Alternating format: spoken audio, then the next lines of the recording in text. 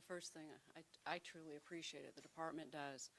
On August 3rd, 2018, shortly after midnight, 33-year-old Rodrigo Castillo was driving alone on I-20 westbound near Martin Luther King Drive. He was by the exit when he was shot to death in his vehicle. Rodrigo had been returning from a date. He'd spent the evening in Decatur, and he left behind a grieving mother who joins us here today, many friends, family, and loved ones who remember him as a successful businessman who enjoyed life, staying fit, and spending time with his dog. Our homicide investigators have worked this case diligently for the last year, but we have not been able to locate or identify a motive or any suspects. They did locate and spoke with the woman who he had gone on the date with that evening. She has been fully cooperative, indicated there was nothing out of the ordinary on their date, and nothing to indicate that he would be targeted or that any sort of altercation with anyone had occurred. The investigators have interviewed everyone in Rodrigo's life that might be able to provide some light as to why he was shot and killed. But to this day, we have not been able to unearth anything to indicate why he was killed or who killed him. So we are coming to you, the public, today in a plea for your assistance. We desperately want to solve this case. We know there is someone out there who knows what happened. We believe there is a witness. We believe that whomever did this has bragged about it. There is someone out there who can assist us. Through Crime Stoppers Atlanta and the Atlanta Police Foundation, we've purchased a digital billboard in the vicinity of where this occurred, and there is a $10,000 reward. You can call Crime Stoppers, collect the reward, and remain anonymous. The information, if you would call in the tip to Crime Stoppers, the number is 404-577-TIPS. At this time, I would like to introduce you to Rodrigo's mother, Enriqueta Lopez Lira, and allow her to make her own personal appeal for information. Hello, my name is Enriqueta Lopez Lira. I am Rodrigo Castillo's mother, my Rodri. Rodrigo was adoring son. He was not only my only child, but also my best friend, who provided me with joy and strength every day. Rodrigo loves to spend time with his family and friends. He was a successful professional who enjoyed going hikes, running with his dog Atenek, competing in CrossFit, and traveling the world.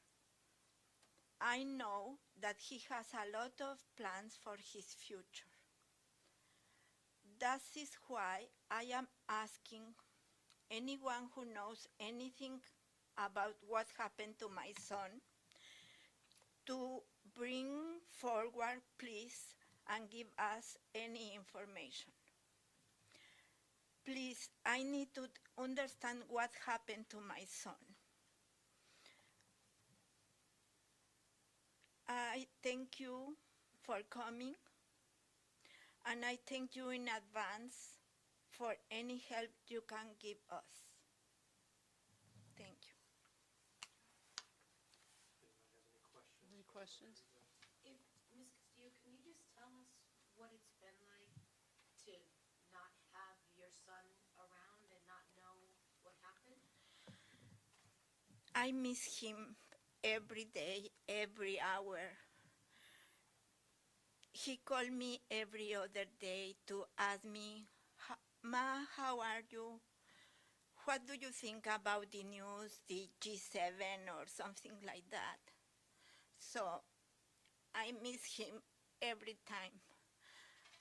And for me, it is very difficult to accept this, because if he was sick for example, with cancer or something like that, I understand that his body is sick. But he called me the day before, and he told me, I am very happy in my job. I am very happy with my friends. Everything is perfect. And then the other day, I received a call from Grady and say, are you the mother of Rodrigo Castillo? And I say, yes. You have to come to Grady because your son is deceased. And I am asking why. And they say, I told you, you have to come to Grady.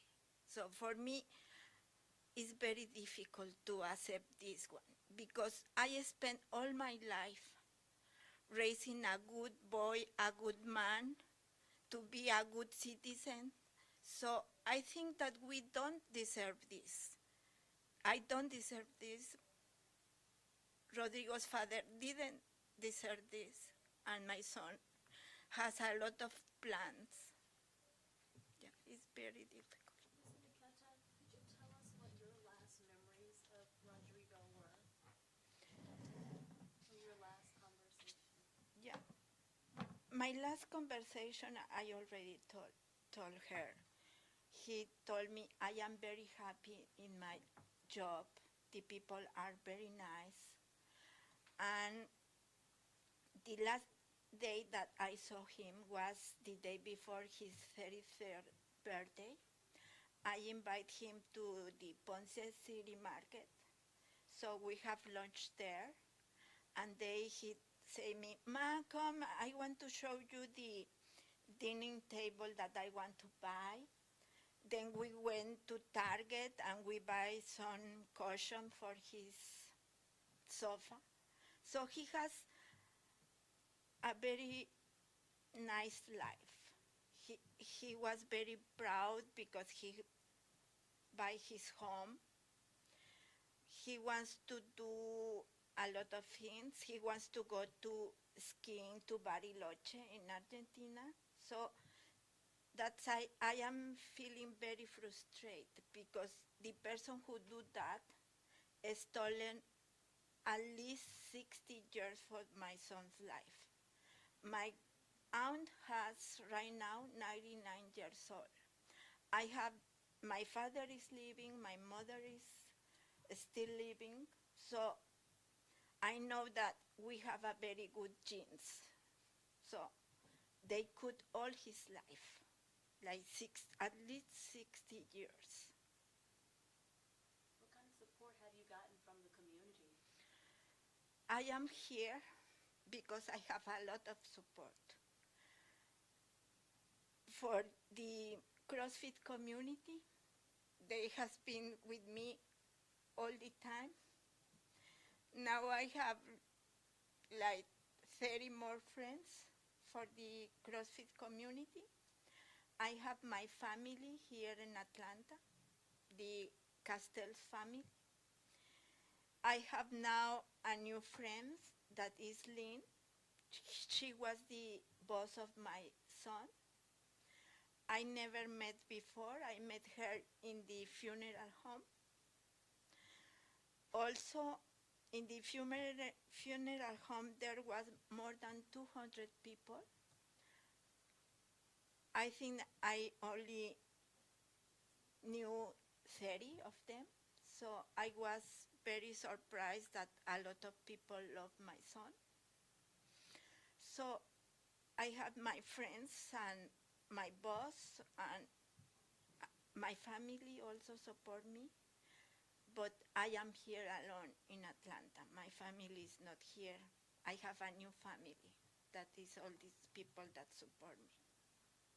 What would it mean to you to just know what happened? I need to know. I need like an explanation. So because I don't understand anything.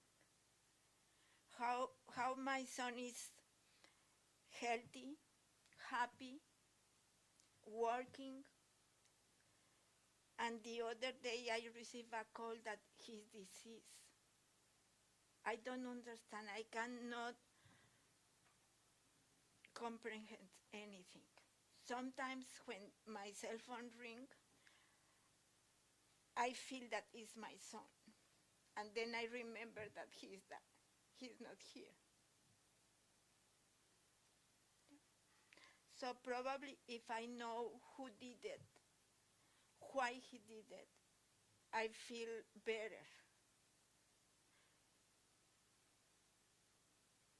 Just one last thing from me. If someone's watching this later and they know something, but they're just not making the phone call, what would you say as to make them pick up the phone? Probably I will say, my son didn't deserve this. Why you take his life?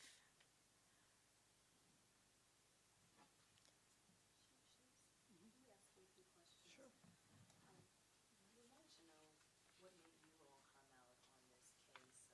This seems to be maybe rare for you to come out. We take a huge amount of pride in the Atlanta Police Department, and in particular our homicide unit, of solving crimes. And this one has just, we have run up at every bend to a wall. And it's different. It's different to have no leads. It's different to have someone where it's completely random. This guy is a stellar fellow. I mean, the sort of person we would all want to know and be friends with. And I think it's just, for any case that we have difficulty solving, we're going to take whatever measures we possibly can to bring closure to the case. We want to be able to provide the family with answers. You run into a dead end with the dating app investigation. The investigators have explored the dating app at length. There's nothing to indicate that he had stepped on anyone's toes or that there was any sort of conflict that arose from that. I mean, it just really was largely a dead end, yes. What would you hope that this says to other people who have similar situations as far as the fervor and how aggressive you guys are being solved? What should this? I mean, I think we don't give up. We're driving this, and we're going to keep hammering away at this. And someone out there knows something. Beyond the shooter, someone knows something. And if they're not motivated by a moral responsibility, then our sincere hope is that they'll be motivated financially.